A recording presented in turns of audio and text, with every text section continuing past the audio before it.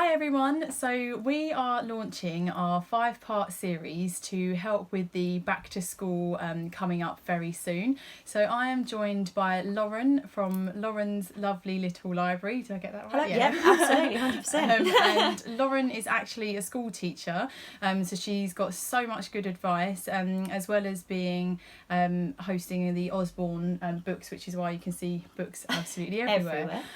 So really would like you to join in, let us know anything that you would like to know, as we will answer all of the comments underneath, and we'll help as much as possible with everyone who's either got children starting school or basically just going back to school. So let's get started. Okay, let's go. Right, so we are going to start off with actually just preparing for back to school.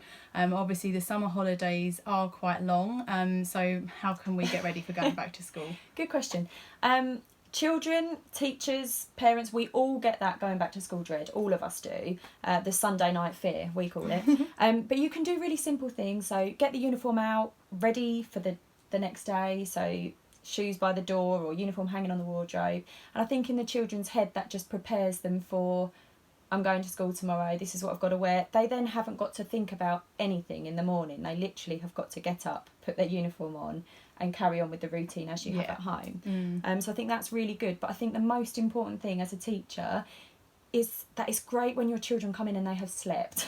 Oh yeah, of course, yeah. Although at the minute I'm really struggling with Holly sleeping, so I'm actually really scared. It's difficult. That she's just going to have no energy when she starts preschool. Yeah, and I think that is the thing, because when they've had the summer holidays, they've been playing, they've been relaxing in front of the telly, they go to school and it hits them really hard because it's back into good luck everyone all day. Yeah, so enjoy.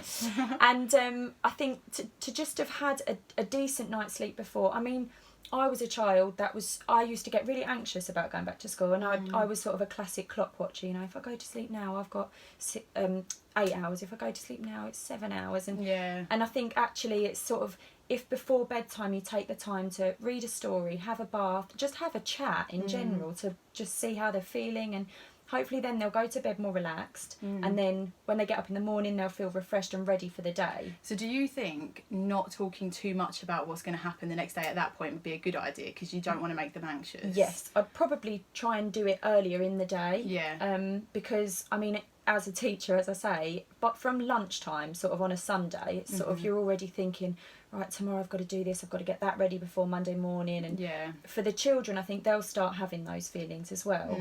But if you prolong that conversation and have it just before bed, all those worries are fresh in their head. Whereas if you've discussed it over a cup of tea in the afternoon or over their dinner, it's sort of, they've dealt with it, it's compartmentalised it, and then they've moved on. So I definitely think that would be quite important. Brilliant to do. Excellent. So that is our first day tip. So we have covered off making sure that they get a really good night's sleep. Do discuss what's coming up with them, but not too late. As Lauren said, we don't want to make them anxious just before going to bed. And make sure you get those uniforms up and ready for them to get dressed and get going. So join us tomorrow and we will be talking about on the day, so actually going back to school. Thanks very much. See you tomorrow.